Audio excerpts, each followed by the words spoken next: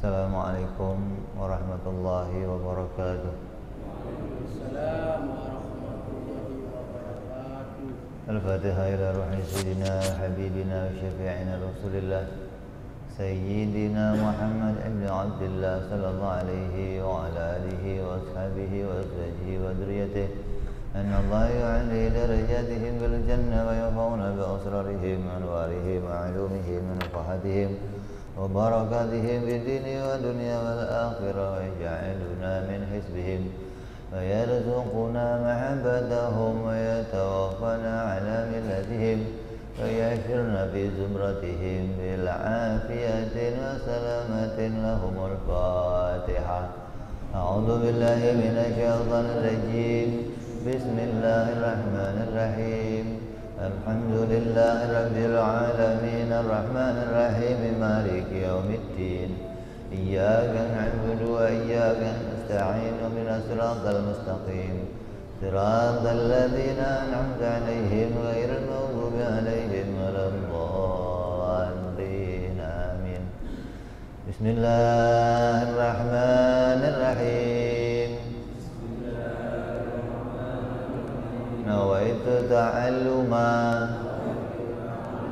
وتعليما وتذكرا والتذكيرا والنفعا والانتفاعا والإفادة والاستفادة والحثا على التمسك بكتاب الله وسنة رسول الله صلى الله عليه وسلم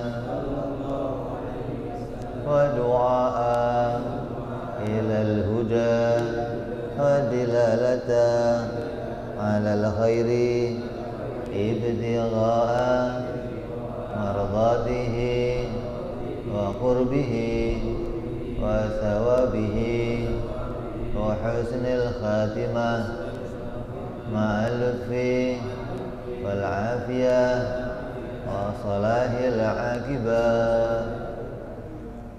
Bismillahirrahmanirrahim. Alhamdulillahirabbil alamin. Wabihi nasta'in ala umuri dunya waddin. Wassalatu wassalamu ala Rasulillah Sayyidina wa habibina wa syafi'ina wa maulana Muhammadin sallallahu alaihi wa ala alihi wa sahbihi ajma'in. Amma ba'du. Qala musanniful kitab Habibul Imam Al-Habib Utsman bin Abdullah bin Aqil bin Yahya rahimahullah wa ghafara lahu wa liwalidayhi wa nafa'ana bihi fid darain. Allahumma aftah qulubana futuhal arifin wa bihikmatika wansur alaina birahmatika ya arhamar rahimin. Ila an qal. Selesai kita membahas tentang hukum. Sudah kita bicarakan 3 macam hukum, yaitu hukum akli, hukum syar'i, dan hukum addi.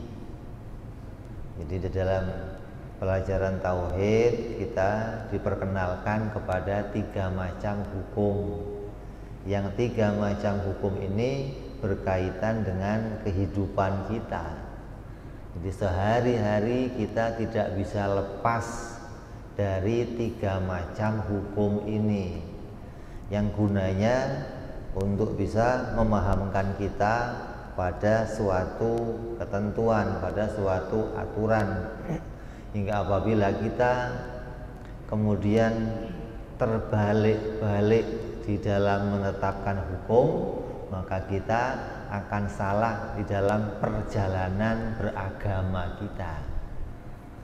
Maka Utsman sebelum bicara sifat-sifat Allah, beliau menjelaskan dulu tentang hukum-hukum yang harus kita pahami. Sudah kita bicarakan. Pertama ada hukum akal atau hukum akli namanya.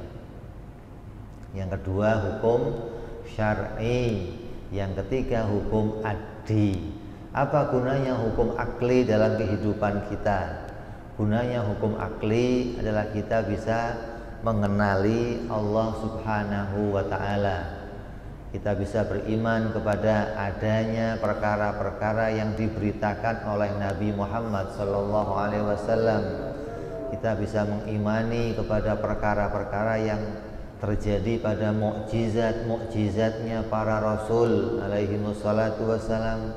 Kita bisa percaya kepada karomah-karomahnya para wali-walinya Allah karena kita memahami hukum akal, yaitu yang isinya 3 perkara. Sesuatu itu wajib terjadinya, sesuatu itu mustahil terjadinya, dan sesuatu itu jaiz, boleh saja terjadi, boleh saja tidak terjadi. Dengan memahami hukum akal ini, maka kita akan bisa memahami berita-berita yang disampaikan Nabi Muhammad SAW, dan juga kita bisa berpikir tentang keberadaan Allah. Walaupun kita tidak melihatnya dengan mata indera kita, tapi dengan akal yang sehat, maka kita akan bisa memahami dan mengenali sifat-sifatnya Allah Subhanahu wa ta'ala. Artinya sesuatu yang tidak kita lihat pakai mata itu tidak bisa kita putuskan dia tidak ada. Kalau akal kita sehat, walaupun itu perkaranya tidak bisa dilihat oleh mata, tapi akal akan bisa memahaminya dari arah membuktikan dalil-dalilnya. Seperti halnya kita ini punya jantung, kita punya hati, kita punya ginjal, tapi kita nggak pernah melihatnya. Kita punya otak, ya, tiap manusia punya otak, tapi nggak pernah melihatnya. Sesuatu yang tidak bisa kita lihat, tidak bisa kita putuskan, oh tidak ada. Manusia mah nggak punya otak. Kalau punya otak, mana otaknya? Masa harus kita keluarkan otak kita, kan repot. Kalau ada orang ngomong manusia itu punya jantung, mana jantungnya? Masa harus kita keluarkan jantung kita, kan enggak. Tapi bisa kita temukan dengan apa? Bukti. Nah, kalau seseorang masih ada jantungnya, maka ada detaknya. Ketika detaknya diketahui, oh berarti di dalam itu ada sesuatu, ada jantungnya. Otak, kalau kamu punya otak berarti bisa berpikir. Dibuktikan apa? Dengan kamu bisa mengenali sesuatu, maka kamu bisa berpikir. Ini alamat namanya. Yang bisa memahami ini hanya orang yang pikirannya sehat. Makanya Utsman pertama mengedepankan sebelum bicara sifat-sifat Allah, kita diperkenalkan dengan hukum akal, agar otak kita sehat, pikiran kita sehat, dan bisa menetapkan hukum-hukum dengan benar. Artinya ketika banyak orang mengatakan Tuhan itu tidak ada, ketika orang-orang sekarang saintik, orang-orang yang ahli teknologi mengatakan Tuhan itu tidak ada, tapi kita, orang yang tidak punya gelar, orang yang tidak pernah sekolah sampai profesor, orang yang tidak pernah sekolah sampai dokter, bisa membuktikan kalau Tuhan itu pasti ada, dan Tuhan itu pastilah Allah Subhanahu wa ta'ala. Ini yang bisa memahaminya hanya orang yang berakal, bisa mengenali mana nabi yang sesungguhnya, mana nabi yang tidak sesungguhnya, bisa mengenali apa yang menjadi berita-berita tentang barang-barang ghaibah, adanya malaikat, adanya jin, adanya surga, adanya neraka. Karena bagi akal, Allah boleh saja menciptakan berbagai macam keadaan makhluknya. Allah boleh menciptakan makhluknya dari bangsa manusia, Allah boleh menciptakan makhluknya dari bangsa jin, dari bangsa malaikat. Maka akal yang sehat bisa membenarkan keberadaan itu semua. Nah, kalau ada orang yang akalnya nggak sehat, bagaimana? Berarti akalnya tidak bisa membenarkan keberadaan itu semua. Akan menolak berita-berita dari Nabi, akan menganggap Nabi itu manusia biasa, bukan utusan Allah, menolak karomah-karomahnya para wali, menolak mukjizatnya para nabi. Ini akalnya nggak sehat. Memang ada yang akalnya nggak sehat, banyak. Fir'aun, orang yang bisa membangun kota Mesir menjadi kota yang canggih, bisa bikin piramid, betapa pintarnya Fir'aun. Tapi dia mengatakan Tuhan tidak ada, Nabi Musa bukan utusan Allah. Ini berarti akalnya nggak sehat, walaupun kelihatannya orang pinter. Namrud, Abu Jahal. Abu Jahal itu nama julukannya di Mekah itu Abul Hakam namanya, orang yang sangat bijaksana. Tandanya dia orang yang pinter. Tapi kata Nabi apa? Dia bukan Abul Hakam lagi, sekarang julukannya adalah Abu Jahal. Kenapa? Karena otaknya, akalnya tidak bisa memahami kalau Nabi Muhammad itu utusan Allah Subhanahu wa ta'ala. Kenapa? Ketika dia melihat mukjizat Nabi Muhammad, dia katakan itu sihir. Berarti otaknya, akalnya, pikirannya tidak bisa membedakan mana mukjizat, mana sihir, mana buatan Nabi Muhammad, mana yang didatangkan oleh Allah Subhanahu wa ta'ala. Jadi banyak orang-orang yang pikirannya nggak sehat. Makanya kalau pikiran kita sehat, maka kita akan bisa memutuskan sesuatu dengan benar. Ini namanya hukum akal. Gunanya agar kita bisa membedakan sesuatu, mana yang Tuhan, mana yang bukan Tuhan, mana yang nabi, mana yang bukan nabi. Maka itu gunanya akal, bukan untuk menentukan mana yang benar, mana yang salah. Kalau untuk menentukan mana yang benar, mana yang salah, kita bicara hukum yang kedua, namanya hukum syar'i. Untuk mengetahui mana yang baik, mana yang buruk, mana yang harus kita lakukan, mana yang tidak boleh kita lakukan, itu bukan pakai akal, tapi pakai hukum syar'i. Apa hukum syar'i? Hukum syar'i adalah peraturan-peraturan yang dibuat oleh Allah, yang diberlakukan untuk mengatur perbuatannya manusia yang sudah dewasa. Jadi manusia yang sudah dewasa, ketika dia pengen tahu mana yang baik, mana yang buruk, maka itu hukumnya pakai hukum syar'i. Ketika dia pengen tahu mana yang harus saya lakukan, mana yang tidak boleh saya lakukan, bukan difikir, tapi dengan hukum syar'i. Syar'i yang menentukan, oh ini wajib dilakukan, oh ini haram dilakukan, oh ini boleh dilakukan, ini tidak boleh dilakukan. Ada larangan yang berat, ada larangan yang ringan, ada perintah wajib yang ketat, ada perintahnya yang sunnah yang tidak ketat. Ini semuanya dari hukum syar'i. Nah, banyak orang salah menetapkan ini. Banyak orang menganggap akal itu bisa menentukan mana yang baik, mana yang jelek. Kalau orang itu berpikir nanti bisa tahu mana yang baik, mana yang buruk, nggak bisa. Kalau baik dan buruk diputuskan oleh akal, nanti keputusannya tidak akan sama. Artinya setiap akal akan punya keputusan baik menurut akalnya sendiri. Nanti kata orang lain itu kurang baik, maka akan berbeda-beda keputusan mana yang baik dan mana yang buruk. Contoh, kata orang Jawa yang namanya pakaian yang baik, pakaian yang terhormat, kata orang Jawa itu ya pakai itu apa? Kemben ya. terus pakai belangkon, terus bawa keris. Itu kata orang Jawa itu pakaian yang sopan, pakaian yang baik. Bahkan di kerajaan-kerajaan seorang raja mengenakan pakaian itu sebagai pakaian kehormatan. Ini menurut pendapatnya orang Jawa. Lah kata orang Irian, lain lagi kata orang Irian.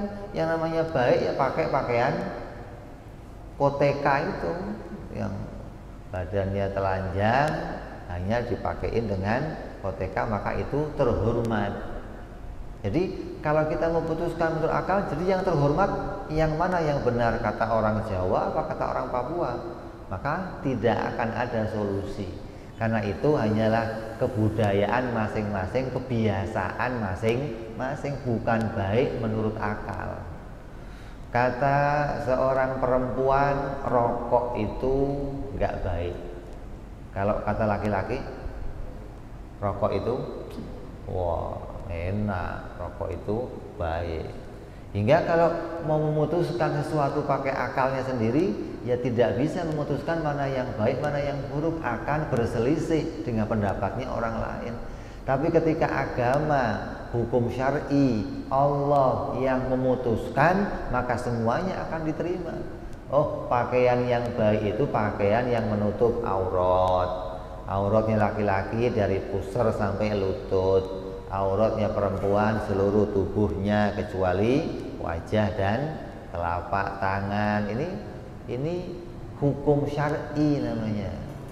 Hingga semua keputusan mana baik mana buruk itu tidak datang dari pikirannya manusia, tapi datang dari Allah Subhanahu wa ta'ala. Maka kita akan satu pendapat, akan ada satu kesimpulan, akan ada satu pedoman untuk menentukan mana yang harus kita lakukan, mana yang tidak boleh kita lakukan. Arak hukumnya haram, walaupun kata sebagian orang ini ada manfaatnya, tetap agama memutuskan haram, tidak boleh dilakukan. Ini gunanya hukum syar'i untuk menentukan kemana jalannya saya harus melangkah, bukan dengan akal, tapi pakai hukum syar'i. Makanya kalau kita lagi bingung, lagi resah, saya ini mau memutuskan sesuatu belum tahu mana yang mau saya putuskan, maka orang itu istikharah. Nah, dia sholat mohon kepada Allah, ya Allah minta petunjuk mana yang harus saya lakukan, mana yang terbaik menurut saya. Karena kalau kita berpikir pakai akal kita sendiri, maka nanti akan keputusannya terkadang tidak tahu mana yang baik, mana yang buruk, atau kita anggap sesuatu baik tapi ternyata itu enggak baik. Kadang sesuatu itu enggak baik tapi ternyata itu baik untuk kita, hingga kita akan memutuskan sesuatu sesuai dengan apa yang jadi tuntunannya Allah Subhanahu wa ta'ala.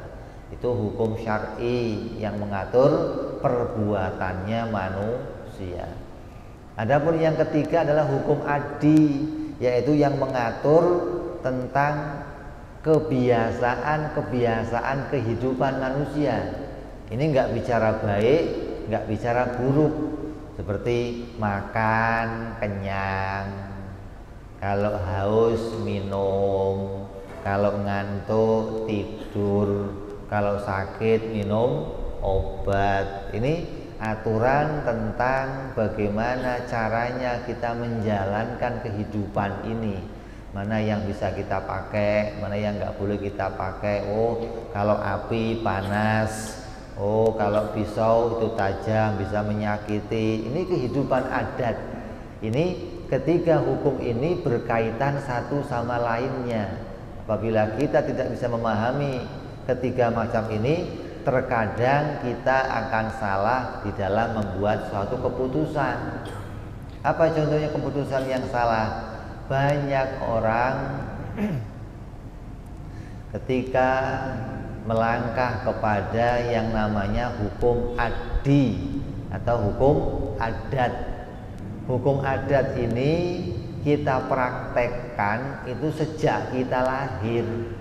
Sejak lahir kita oek-oek, begitu dikasih susu oleh emak kita kenyang, kita diem. Itu sejak bayi kita terkena hukum adat. Nanti lapar lagi, nangis lagi, kasih susu, diem.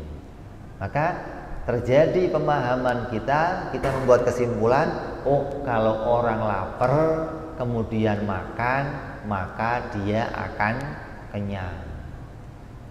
Ini terjadi sejak kita lahir. Kalau saya haus minum maka akan seger. Ketika kebiasaan hukum adi ini berjalan terus menerus sampai kita dewasa, lalu orang yang salah membuat keputusan, maka dia terkadang memutuskan bahwa oh hukum adi ini terjadinya pasti. Ini yang salah, memastikan kejadian dalam hukum adi. Kalau orang kena api pasti terbakar. Kalau orang kena pisau pasti sobek. Kalau orang itu minum obat sehat. Hukum adi yang seperti ini kemudian dipastikan hingga terjadilah dalam kehidupan kita berbagai macam hukum-hukum. Ada hukum gravitasi. Hukum gravitasi itu diambil dari kebiasaan-kebiasaan dalam hukum adat. Kalau ada orang melempar sesuatu ke atas, maka akan jatuh ke bawah. Kemudian dihitunglah oleh orang-orang ahli adat, kemudian dipastikan oh ternyata ada gaya gravitasi di bumi. Jadilah sebuah kesimpulan, sesuatu yang dilempar akan pasti tertarik oleh bumi karena bumi ini punya sifat gravitasi atau yang menarik sesuatu yang di atasnya. Nah, kesimpulan ini kemudian dipastikan, diwajibkan, seakan-akan itu tidak boleh mengalami sebuah perubahan. Padahal hukum adi itu hanyalah hukum yang digandengkan oleh Allah dan itu boleh saja mengalami perubahan.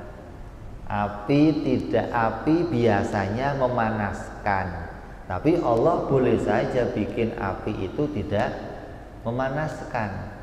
Pisau itu memotong, Allah boleh saja bikin pisau itu tidak memotong. Ini kaidah hukum adi, boleh saja mengalami perubahan.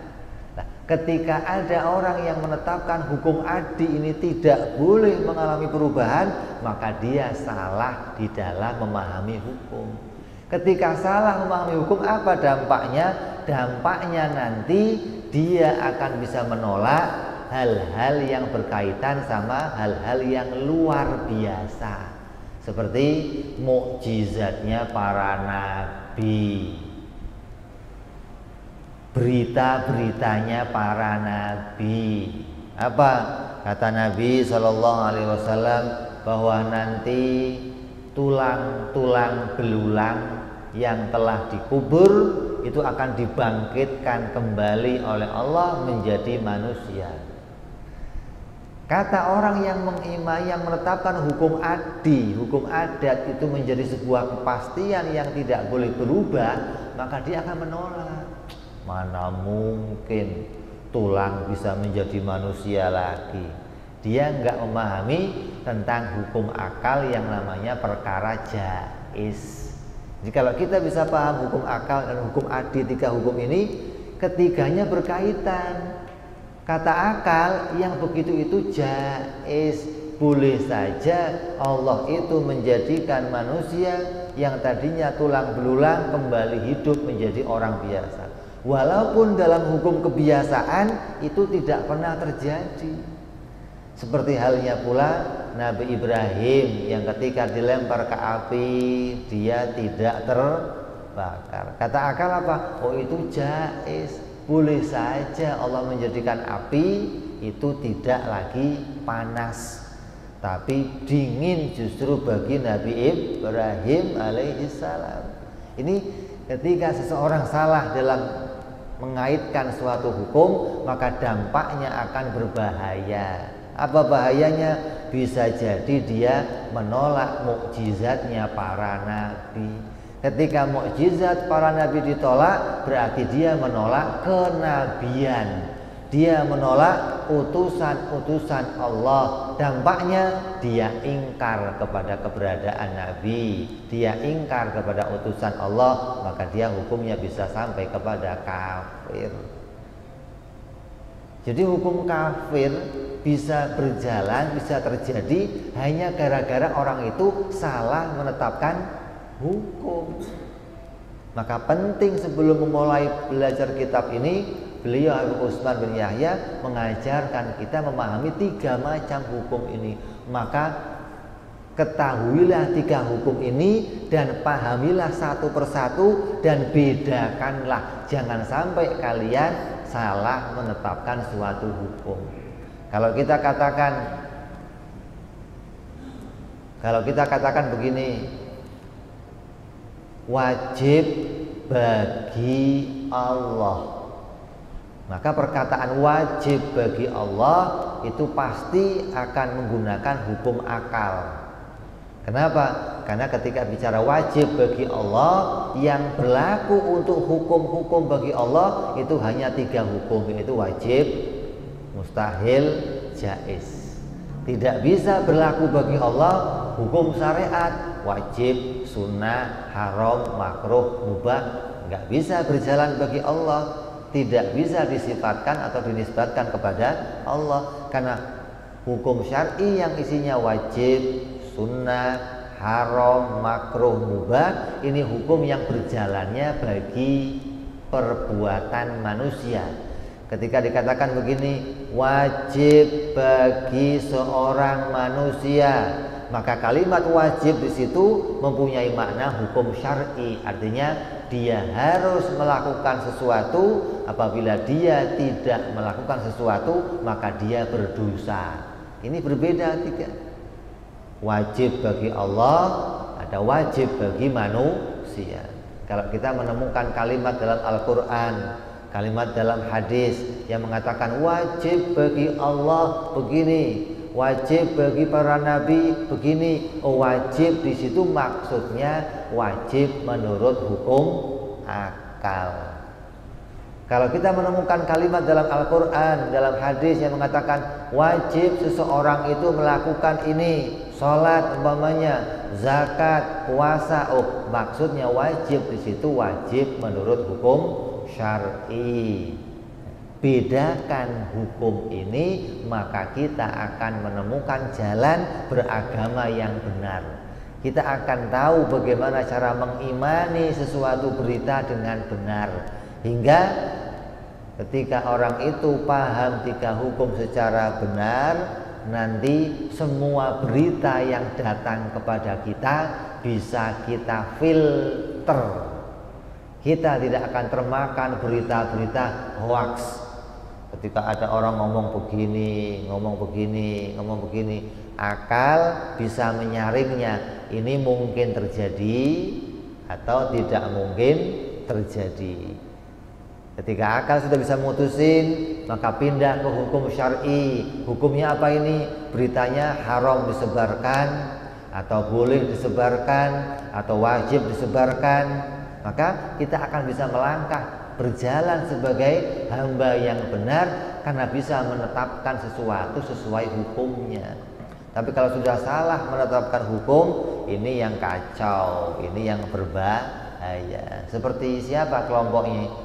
Ada kelompok yang namanya kelompok Mu'tazilah. Kelompok ini adalah kelompok yang salah di dalam menetapkan suatu hukum. Orang Mu'tazilah mengatakan bahwa yang namanya hukum baik dan buruk itu nggak perlu pakai nabi. Jadi kalau mau tanya ini baik atau buruk, akal bisa mutusin. Ini kata orang Mu'tazilah. Hingga walaupun tidak ada nabi, walaupun tidak ada utusan, walaupun nggak ada rasul, manusia itu tetap bisa tahu mana yang baik dan mana yang buruk. Ini keputusan Mu'tazilah. Tapi ahli sunnah wal jamaah tidak punya pendapat yang demikian. Kata ahli sunnah, yang namanya baik dan buruk itu semuanya datang dari syar'i, datang dari para rasul. Kalau tidak ada rasul, maka tidak ada yang namanya baik dan tidak ada yang namanya buruk. Artinya sebelum adanya seorang rasul, tidak ada manusia bisa dikatakan ini manusia jelek atau ini manusia baik. Karena nggak ada aturan, belum ada ketetapan mana yang baik dan mana yang buruk. Maka kalau ada manusia mati pada masa-masa sebelum turunnya Nabi, maka matinya dalam keadaan selamat. Dia tidak terkena kesalahan dan tidak terkena keburukan. Kenapa? Belum ada aturan.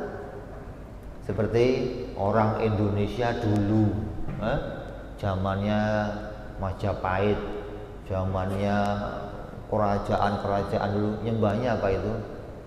Atau sebelumnya kerajaan-kerajaan itu, sebelum datangnya para nabi ke sini, datangnya para ulama ke sini, bagaimana hukumnya mereka? Hukumnya mereka tidak ada kesalahan. Kenapa? Belum ada hukum syar'i, gitu loh. Tapi kan mereka punya akal. Walaupun mereka punya akal, akal tidak bisa memutuskan mana baik, mana yang buruk. Akal hanya bisa memutuskan saya ini ciptaan Allah. Nah, itu nggak perlu beritanya Nabi. Untuk mengenal keberadaan Allah, mengetahui keberadaan pencipta langit dan bumi, ini nggak perlu Nabi. Ini bedanya. Akal bisa memutuskan kalau dirinya sendiri itu adalah ciptaan Allah. Walaupun belum ada Nabi, tapi akal nggak kenal namanya Allah. Akal hanya kenal namanya pencipta. Nama Allah itu dikenalkan kepada kita oleh para nabi-nabinya Allah.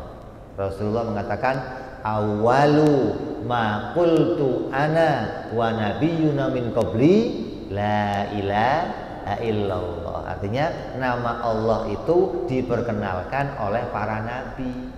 Nah, orang yang berakal hanya bisa nemu adanya pencipta. Langit pasti diciptakan, bumi pasti diciptakan, matahari, bulan pasti diciptakan, bintang-bintang pasti diciptakan. Kita manusia dan semua isinya dunia pasti diciptakan. Ini orang yang bisa berpikir dengan sehat. Itu yang mereka temukan. Bukan menemukan baik, bukan menemukan buruk. Makanya coba kita lihat, kalau kita suka lihat apa itu penelitian di dalam TV itu, ketika mereka meneliti suku-suku pedalaman, manusia-manusia yang berada di ujung-ujung sana yang nggak terdeteksi oleh banyak orang, semua mereka pasti mengakui Tuhan itu ada. Walaupun mereka nggak punya agama, walaupun mereka nggak ngerti mana baik mana buruk, tapi akal mereka bisa membuat keputusan Tuhan pasti ada. Hingga mereka punya sesembahan yang macam-macam. Ada yang nyembahnya pohon, ada yang nyembahnya gunung, ada yang nyembahnya patung, ada yang nyembahnya apa? Keris, ada keris. Ada yang nyembahnya semacam-macam pokoknya lah. Tapi mereka mengakui Tuhan itu ada. Inilah gunanya akal. Jadi manusia diberi akal oleh Allah itu dasarnya untuk bisa mendeteksi bahwa dirinya itu makhluk. Dan setiap dirinya itu makhluk menemukan itu, maka perjalanan dirinya itu ditentukan oleh Allah Subhanahu wa ta'ala. Kalau munculnya saya di dunia diciptakan oleh Allah, maka keberadaan saya selanjutnya pun itu butuh kepada pertolongan Allah Subhanahu wa ta'ala. Ini akal yang bisa memutuskan. Hingga akal yang bisa tahu saya bergantung kepada Allah, saya butuh kepada Allah, saya selalu mengharapkan pertolongannya Allah. Ini yang bisa mutusin akal, bukan mutusin baik, bukan mutusin buruk. Baik dan buruk itu ada setelah datangnya para nabi. Mereka mengajarkan ini enggak boleh, ini boleh dilakukan, tinggalkan yang ini, kerjakan yang ini. Ini datangnya dari para nabi. Hingga kita harus bisa membedakan hukum yang dua tadi, yaitu mana hukum syar'i dan mana hukum akli. Adapun hukum adi ini hukum yang terjadi pada kebiasaan hidup kita. Setiap manusia itu walaupun nggak usah belajar, dia akan tahu yang namanya hukum adi. Karena sejak dia netek sudah terikat sama hukum adi. Kalau dia pegang api, dia panas. Kalau dia makan gula, manis. Kalau dia makan garam, asin. Ini hukum adi yang terjadi dalam kehidupan kita sehari-hari. Tapi kita harus sadari kalau akal kita sehat, kita akan tahu hukum adi ini bukan kepastian. Pahami ini? Hukum adi itu bukan kepastian, hanyalah sebuah sebab akibat yang diciptakan oleh Allah. Maka Allah menggandengkan sebuah sebab dengan munculnya sebuah akibat. Kedua ini diciptakan oleh Allah. Allah boleh menggandengkannya dan Allah boleh memisahkannya. Allah boleh menjadikan sebab untuk kamu tapi tidak untuk yang lainnya. Dan Allah boleh saja menjadikan sebab bagi yang lainnya, tidak bagi kita. Ini namanya hukum sebab akibat, yang hukum ini diciptakan oleh Allah. Maka jangan sampai kita pasti kalau orang makan pasti kenyang. Tidak mungkin ada orang makan tidak kenyang. Ini salah menetapkan sebuah hukum. Yang mestinya dia katakan ini hanyalah sebuah pergandengan. Boleh saja ada orang dia tidak makan tapi kenyang. Dia tidak minum obat tapi dia sehat. Dia dimasukkan api tapi dia tidak terbakar. Kenapa kok boleh? Karena Allah boleh saja menggandengkan suatu sebab, boleh juga memisahkannya. Ini terjadi dalam bentuk prakteknya para nabi, prakteknya para wali, prakteknya para solihin, semua muncul yang seperti itu. Contohnya apa?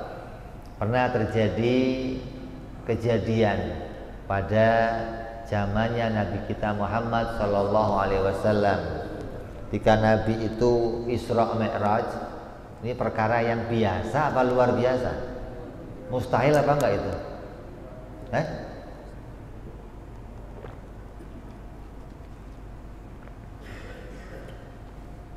Ada manusia tahu-tahu naik loncat ke atas, terus naik terus nggak turun lagi, naik terus ke langit. Itu kata akal itu mungkin terjadi apa nggak mungkin? Mungkin terjadi apa nggak mungkin? Kalau akal kamu sehat, kamu akan mengatakan itu mungkin terjadi. Tapi banyak orang mengatakan, wah mana mungkin, mustahil ada orang kok bisa naik ke langit terus. Dia tidak bisa memahami bahwa ini hanyalah masalah sebab akibat. Kalau biasanya orang itu mau naik sesuatu ya harus ada kendaraannya, harus ada alatnya. Sementara zaman itu belum ada alat untuk bisa naik ke. Kalau sekarang ada orang cerita saya kemarin ke bulan, orang mungkin nggak aneh. Memang pernah ada orang pergi ke bulan. Tapi zaman itu ketika Nabi katakan saya baru dari bulan, saya dari langit, kata orang, lu sudah gila ya. Banyak orang nggak percaya itu. Kenapa? Akalnya nggak sehat. Gitu loh. Tapi coba lihat Sayyidina Abu Bakar radhiyallahu an, ketika dikasih berita, Abu Bakar, itu teman kamu Muhammad cerita katanya dia dari bulan, dari langit. Kata beliau apa? Saya percaya 100%. Coba. Kenapa? Hingga beliau ada berjulukan As-Siddiq, orang yang membenarkan Nabi, orang yang akalnya waras, akalnya sehat, bisa tahu Allah boleh saja menjadikan hal itu, Allah boleh saja merubah hukum kebiasaan. Yang biasanya orang itu kalau jalan dari Mekah ke Madinah, dari Mekah sampai ke mana? Palestina, itu harus memakan waktu 40 hari. Nabi dari Mekah ke Palestina hanya dalam hitungan menit, dalam hitungan detik. Lah kok bisa? Ya bisa saja. Karena dalam hukum kebiasaan orang itu berjalan atau naik kuda atau naik onta. Tapi Allah mampu menjadikannya Nabi tanpa menggunakan onta, menggunakan kuda, menggunakan, Allah pindahkan Nabi dari Mekah kemana? Masjidil Aqsa, boleh saja. Allah mampu menjadikan yang demikian. Kalau tadinya ada manusia, biasanya kalau mau lahir itu harus punya bapak, harus melalui proses, ada air mani masuk ke rahimnya perempuan, dibawahi oleh ovum, maka jadilah sebuah janin sampai berkembang menjadi manusia. Ini hukum adinya begitu, hukum adat. Tapi Allah boleh menjadikan yang tidak begitu. Seperti siapa? Nabi Isa alaihissalam. Pakai apa prosesnya? Nggak ada mani yang masuk, nggak ada ovum yang keluar, nggak ada bahan yang dipakai, tapi tahu-tahu hamil ini hukum kebiasaan, boleh saja mengalami perubahan. Hingga jangan sampai kita memastikan bahwa hukum adi itu suatu kepastian yang tidak bisa terjadi perubahan. Ini kita salah dalam menetapkan hukum. Maka hukum adi ini boleh saja berubah. Hingga ketika kita dalam keadaan apapun, dalam keadaan terjepit, dalam keadaan susah, dalam keadaan punya masalah, kita menganggap kita nggak punya solusi untuk segala masalah kita, maka yakinlah hukum adi itu boleh saja mengalami perubahan. Allah boleh saja menjadikan solusi untuk kita walaupun itu di luar hukum kebiasaan manusia. Ada orang biasanya kalau naik motor itu beli bensin ya. Pakainya bensin apa air aqua? Pakainya apa? Bensin. Itu biasanya. Itu yang umum begitu. Artinya yang biasa terjadi kalau pakai motor diisi pakai bensin. Ada orang-orang khusus yang kemudian kalau naik motor diisinya pakai air sumur. Tapi ya jalan juga motornya. Boleh begitu? Boleh? Berarti akal kamu sehat. Kalau kamu katakan, wah enggak mungkin, maka orang yang mengatakan tidak mungkin, tandanya akalnya enggak sehat. Kenapa? Dia salah menetapkan suatu hukum. Bensin dan motor itu bisa jalan, ini hukum kebiasaan, bukan hukum akal. Kata hukum akal tetap namanya jaiz. Motor mau pakai bensin jalan jaiz, motor diisi air sumur jalan jaiz, motor diisi Coca-Cola jalan jaiz, motor nggak pakai bensin jalan juga jaiz. Ini akalnya sehat namanya. Kenapa? Dia melihat Allah mampu menjadikan yang demikian. Nabi Sulaiman kalau mau jalan-jalan kemana-mana nggak usah pakai motor, cukup angin jalan kemana-mana dia. Nggak umum kan? Tidak ada dalam hukum kebiasaan orang jalan-jalan pakai angin, tapi Allah bisa menjadikannya. Ini namanya kaitannya hukum adi. Jadi hukum adi itu boleh mengalami perubahan. Jangan sampai kita mengatakan, oh nggak bisa, hukum adi itu ya pasti demikian. Hukum adi itu berjalannya pasti, itu karena kita ini orang biasa. Orang biasa itu jangan pernah membayangkan akan terjadi hal-hal yang luar biasa. Kayak kita ini kalau berdoa jangan pingin hal-hal yang aneh-aneh. Ya Allah, Bu, jadikan saya bisa nggak mempan di bacok. Ini suka mintanya yang aneh-aneh. Ya Allah, jadikan saya kalau saya kena api tidak terbakar. Kalau orang itu minta yang demikian, dia nggak mempan dibacok, nggak mempan ditusuk, nggak mempan dibakar. Harapannya seperti itu, mestinya sahabat-sahabat Nabi waktu itu sudah minta seperti itu pada Rasulullah. Ya Rasulullah, mau saya jadikan nggak mempan dibacok, nggak mempan. Tapi nggak demikian. Sahabat Nabi yang dibacok ya kena, dibunuh ya mati, dibakar ya bisa. Kenapa? Karena itu kehidupan manusia yang biasa ya begitu. Maka dari kebiasaan itu muncul ada kita menahan rasa sakit, ada nilai sabar. Kita ketika terbunuh ada nilai syahid, ada dokter yang bisa kita manfaatkan untuk berobat. Ini hukum adi namanya. Jadi dalam hukum adi ini terjadi hikmah yang luar biasa yang Allah jadikan untuk kita. Gara-gara ada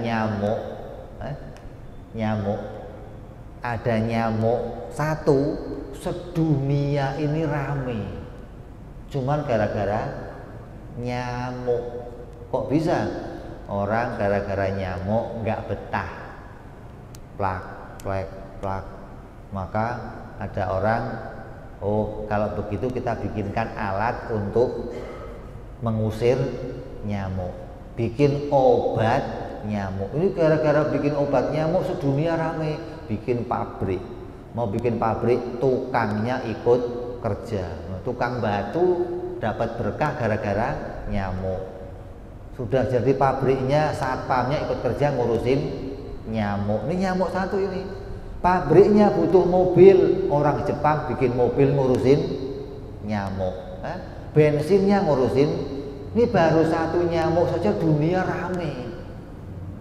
Untuk mengirim ini ke luar negeri butuh kapal, butuh pesawat, bikin lagi mau ngurusin obat. Jadi ini nyamuk satu rame luar biasa. Kemudian yang digigit nyamuk kena demam berdarah, rame lagi, bikin obat lagi demam berdarah. Ke dunia bikin antivirus, bikin. Jadi hukum adi yang Allah jadikan itu ada hikmah di dalamnya yang luar biasa.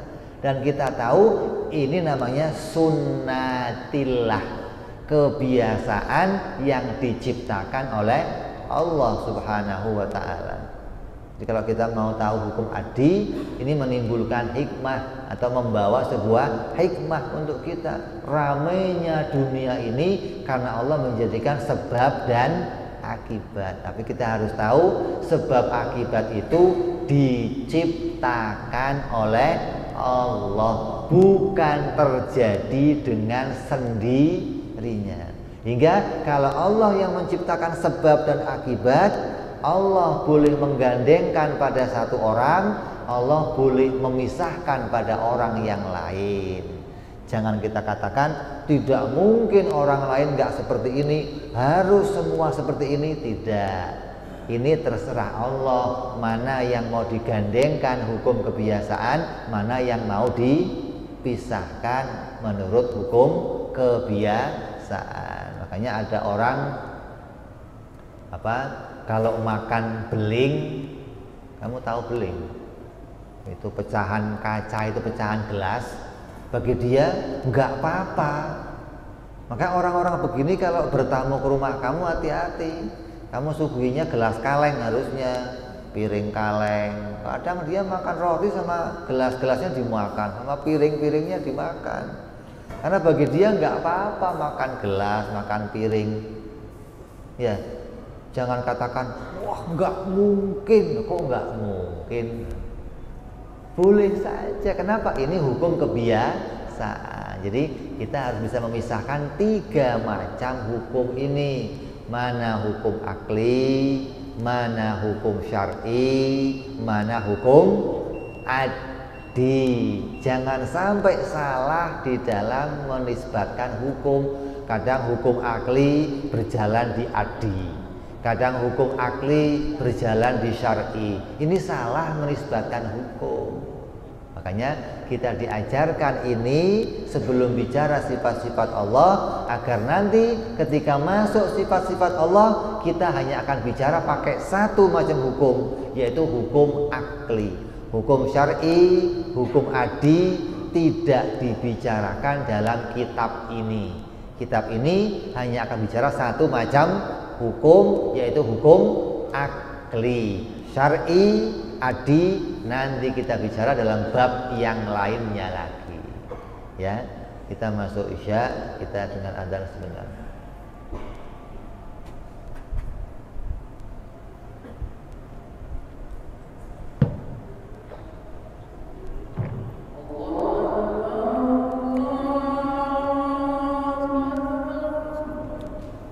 Allahu Akbar, Allahu Akbar.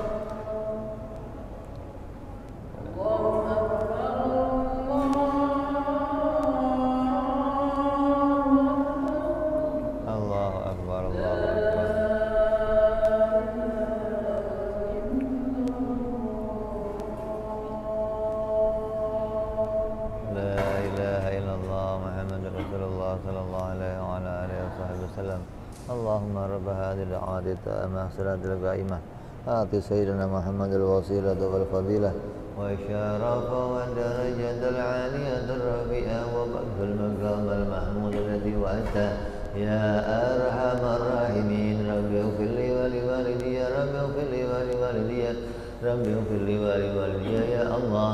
رب اغفر لي ولوالدي رب اغفر لي ولوالدي وارحمهما كما ربيانا صغيرا. اللهم بارك لنا في أولادنا واحفظهم ولا تضرهم وارزقنا برهم ووفقهم لطاعتك. اللهم بارك لنا ولهم في الحال والمعال والعيال بجاه كبير المتعال. وصلى الله على سيدنا محمد وعلى آله وصحبه وسلم والحمد لله رب العالمين. Kita teruskan sedikit sebagai kesimpulan dari pembahasan tentang 3 macam hukum, yaitu hukum akli, hukum syar'i, dan hukum addi. Orang yang tidak memahami hukum akli, maka resikonya dia disebut orang gila. Orang yang gak paham hukum akli, resikonya disebut orang gila. Seperti apa contohnya? Kalau ada orang memahami bahwa daun itu dianggap uang, namanya orang apa? Orang apa? Gila. Ya. Kalau ada daun dianggap uang, namanya orang gila. Maka sama dengan kalau ada orang yang bukan Tuhan dianggap Tuhan, namanya apa? Ya lebih gila lagi dong. Daun aja dianggap duit, dianggap gila, ini bukan Tuhan dianggap Tuhan, namanya super gila gitu. Jadi orang yang nggak paham hukum akal, maka dia tidak bisa membedakan satu perkara dengan perkara yang lainnya. Mana yang Tuhan dia nggak ngerti, mana yang bukan Tuhan dia nggak ngerti. Maka apa saja dianggap sebagai Tuhan nanti. Maka kita penting paham hukum akal biar kita itu waras, biar kita bisa tahu mana Tuhan yang sebenarnya dan mana yang bukan Tuhan, mana yang nabi sebenarnya dan mana yang bukan nabi. Maka jalan taunya itu hanya pakai hukum akal. Terus yang kedua, orang yang memahami hukum syar'i, maka dia akan terhitung sebagai orang mukmin, sebagai orang Islam. Siapa yang mengingkari hukum syar'i, maka dia hukumnya kafir. Orang yang menolak adanya Rasul, menolak adanya hukum-hukum dari Rasul, menolak hukum wajib, haram, sunnah, makruh, mubah. Yang wajib dia katakan tidak wajib, yang haram dia katakan tidak haram, maka hukumnya kafir. Dia katakan sholat nggak wajib, dia katakan riba nggak haram, dia katakan arak nggak haram, zina nggak haram.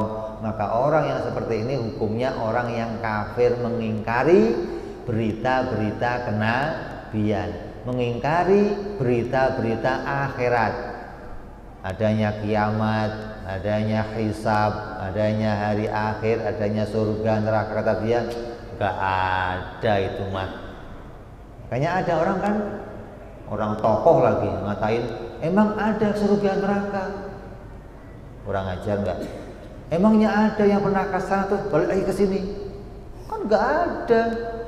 Ini hukumnya kafir, menolak hukum syar'i, menolak hukum yang diberitakan dari para nabi. Jadi kita harus memegang ini hukum akli, kita pegang hukum syar'i, kita pegang. Yang ketiga, hukum addi. Siapa orangnya yang menolak hukum addi, menolak hukum kebiasaan, maka dia akan celaka, dia akan binasa. Umpamanya ada orang yang saya kepingin kaya, Saya kepingin punya istri, punya anak, hidup saya makmur. Tapi kerjanya di kuburan wiritan, bisa kira-kira? Nggak kerja, nggak mau cari bini, nggak mau cari apa-apa, pokoknya mau di kuburan, mau wiritan. Ini namanya meninggalkan hukum adi. Hukum adinya bagaimana? Ya kerja kamu. Berdoa, ya berdoa boleh, memang itu perintah Allah. Tapi hukum adinya, kalau kamu manusia biasa, kamu ya kerja. Walaupun Allah boleh saja menjadikan orang nggak kerja tapi kaya, tapi itu orang yang luar biasa. Siapa? Para walinya Allah, para orang-orang khusus, boleh begitu. Lah kita orang biasa, maka ikuti sunnatillah. Jangan jadi orang yang diciptakan jadi orang biasa tapi ingin berubah jadi orang yang luar biasa.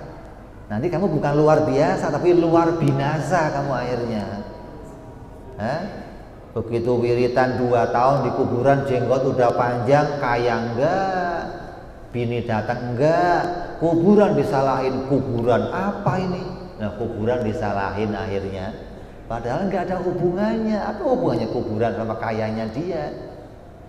Ini jangan meninggalkan hukum adi namanya. Kalau kamu kok mau sembuh sakit, ya berobat. Ini hukum adinya begitu. Kalau kamu kok lapar terus pingin kenyang, makan. Jangan wiritan. Ini lapar terus pengennya wiritan, itu dulu. Begitu. Memang dalam sebuah riwayat ada orang yang menceritakan bahwa orang yang membaca surat Yasin dengan khusyuk, dengan hadirnya hati, ketika dia lapar, Allah rubah jadi kenyang.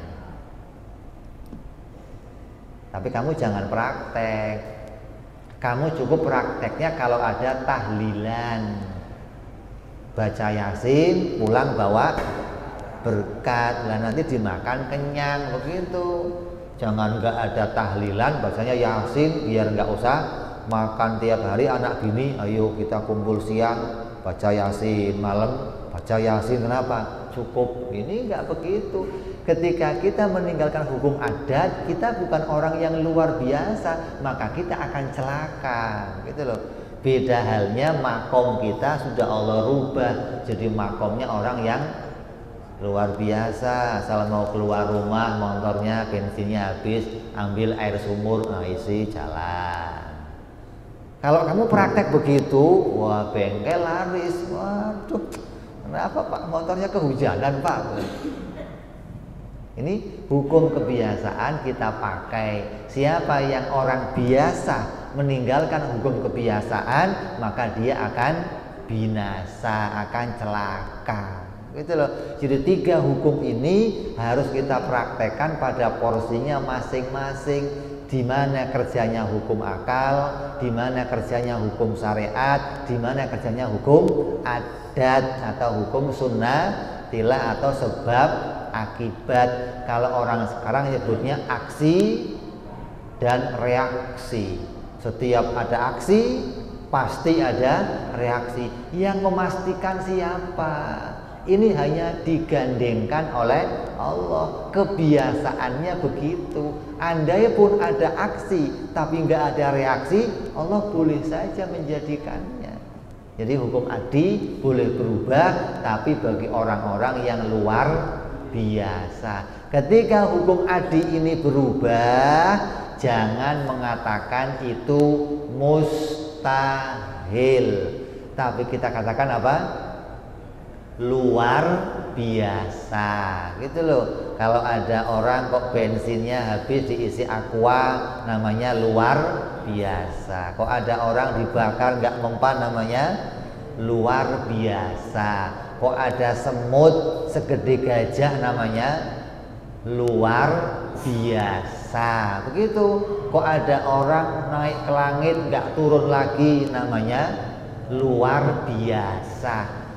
Jadi jangan katakan itu mustahil ketika ada sesuatu yang keluar dari hukum kebiasaan. Jadi keluar dari hukum akal, namanya gila, keluar hukum syar'i namanya kafir, keluar hukum adi dia akan binasa. Mudah-mudahan kita semua difahamkan oleh Allah dengan 3 macam hukum ini. Allah jadikan hati kita hati yang roseh, hati yang fasih, hati yang bisa memahami ketiga macam hukum ini. Allah praktekkan kita dengan cara yang benar. Allah selamatkan kita, Allah tuntun kita, Allah beri kita hidayah. Allah jadikan kita orang-orang yang selamat dunia sampai di akhirat nanti.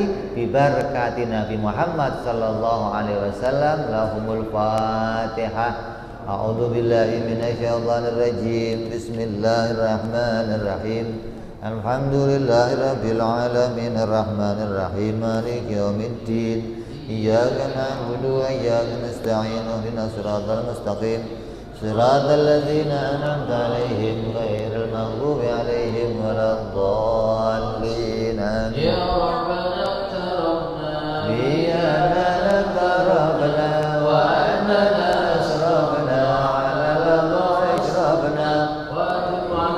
توبة تغسل كل هوبة واغفر لنا الغربة وآمن رواتي واغفر لوالدينا ربي ومولودينا والأهل والإخوان وسائر الإنسان وكل ذي محبة أو جيرة أو صحبة والمسلمين عاتبا آمين ربي اسمع فضلا وجودا بالمصطفى رسوله نعطى بكل سوء صلى وسلم ربي عليه عز الحق وآله وصحبه عدد كرسي صحبه والحمد لله في البر والثناء. سبحان ربك رب العزة عما يصفون وسلام على المرسلين والحمد لله رب العالمين. السلام عليكم warahmatullahi wabarakatuh.